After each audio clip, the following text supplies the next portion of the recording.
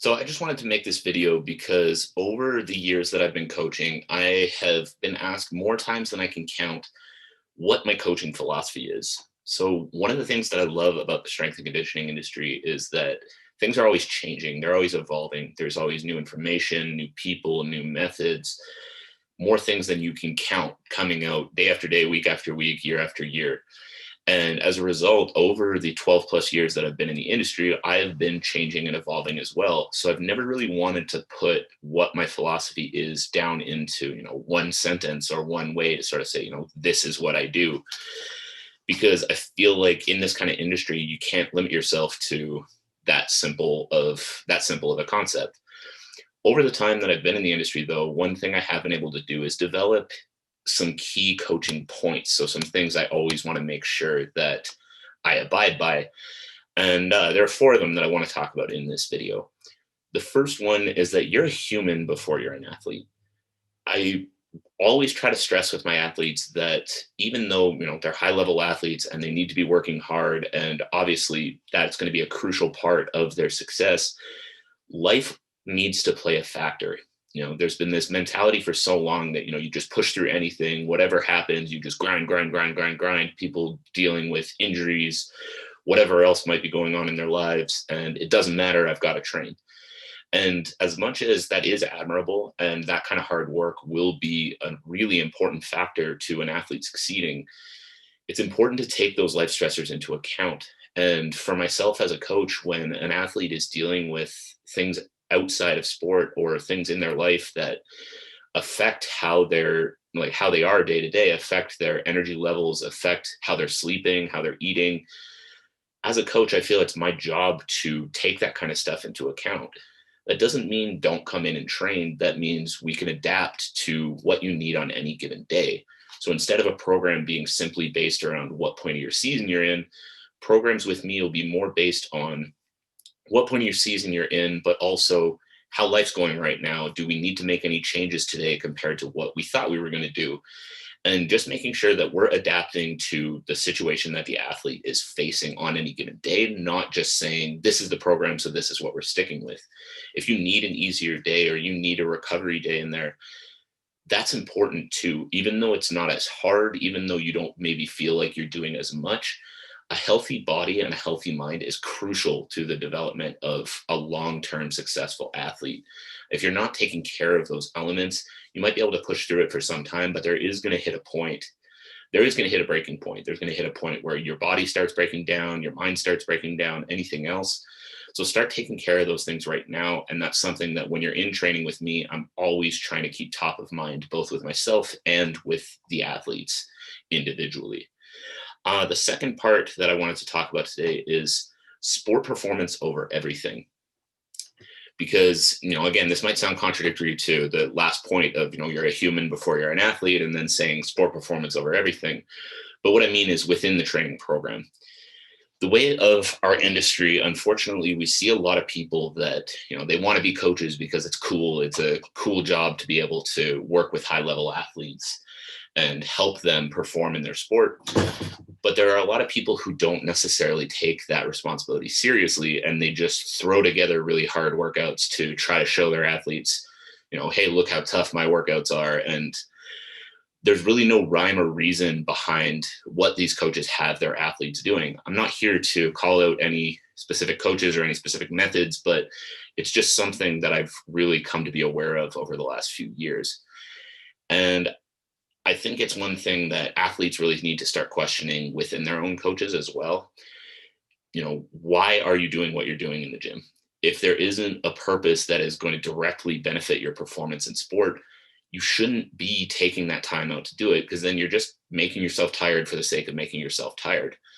And so if you look at the physical qualities that athletes of any sport need to be able to succeed, strength, explosive power, speed, conditioning, just to name a few, that is what training needs to build. And if your training program's not building one or some of those physical qualities at least, then why are you taking the time to do it? So one thing I always make sure when I'm building programs is I'm taking a look at what I'm trying to actually help the athlete take back into the sport. It's not going to be a hard workout for the sake of a hard workout. Don't get me wrong, we will have difficult conditioning days, but the conditioning protocols are built around specific energy systems that are going to help you perform at your best when you step into competition.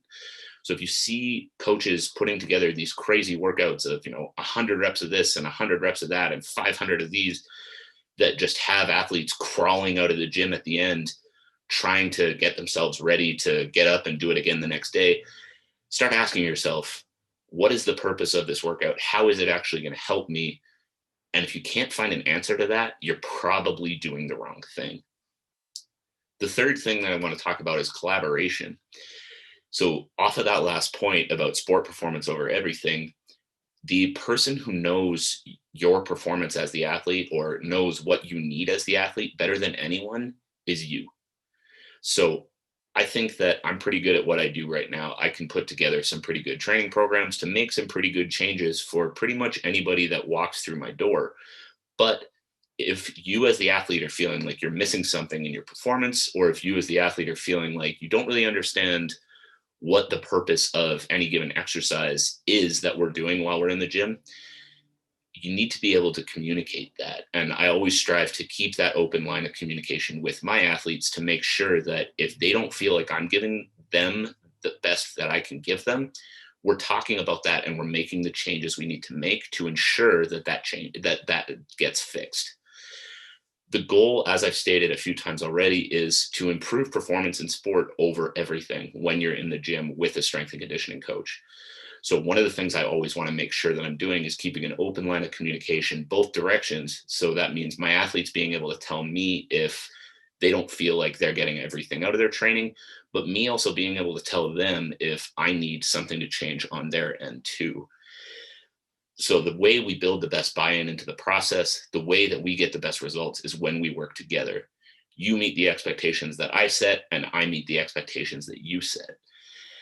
And then the last one I want to talk about is risk versus reward. So in the way of the world right now, especially with social media, you see so many strength and conditioning coaches that are making their athletes do these ridiculous exercises with, it almost seems like the sole purpose is to get a million views and get the world talking, and not actually to benefit the athlete when they come back to sport. Again, I'm not here to call out any specific coaches or any specific methods, but I think we can kind of see them when you go online. I think you can kind of guess which ones I'm talking about. But the main point of that is when I'm putting together programs, one thing I'm always asking myself is, what is the risk of this exercise and what is the reward? So how is any given exercise going to benefit an athlete when they come back to competition? And what's the risk of having them do it? Are they actually physically prepared to handle that exercise? Is that exercise actually going to benefit them in their competition? And if the risk outweighs the reward, then that exercise doesn't make it into the program, period. So that means a lot of what we're doing in the gym is going to be fairly straightforward and fairly simple. But the goal is to get results. The goal is to be effective. The goal is not to look good for Instagram. The goal is not to get a million views on a video. The goal is that when you step into competition, you're healthy, your body's functioning at the highest level it can, and you're ready to perform at your best. This is how we get long-term results. This is how we build successful athletic careers, not by making you do some fancy looking thing that might get you hurt, that gets me a million views on my Instagram account. So I hope these 4 points give you a little bit of an idea of who I am as a coach and what it's going to be like training with me.